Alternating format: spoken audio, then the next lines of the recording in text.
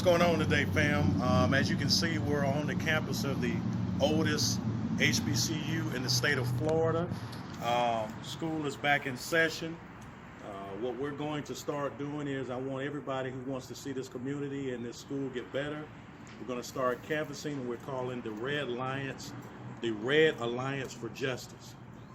It is very much symbolic of redlining that has taken place in predominantly black communities. It is very much symbolic of the negligence on the hands of political officials that you have put in office, that other people have paid to put in office, and many times they look like you and me.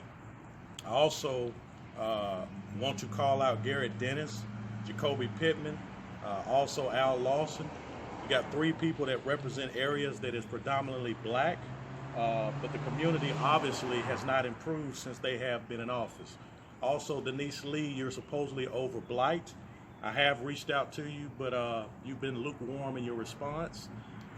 This is not to pick on anybody particular, but obviously you're not doing your job. I don't know if you still want to be a part of systemic racism. I don't know if you still want to help maintain the status quo, and I don't know how much money you're getting up under the table.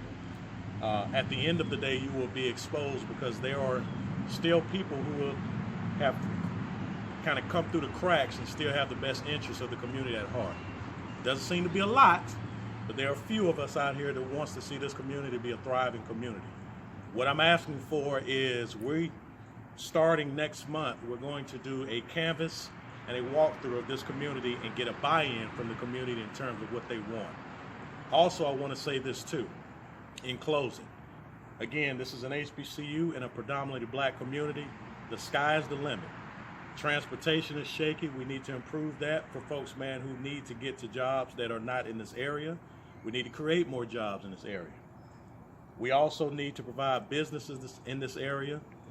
We need to run folks out of the area that don't have the best interests at heart. Those businesses know who they are.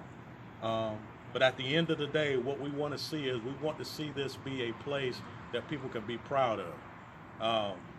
At the rate that we're going as black folks in about 20 years or so, if that long, they're going to be visiting black people in museums. And people are going to say, wow, this is what black people used to look like.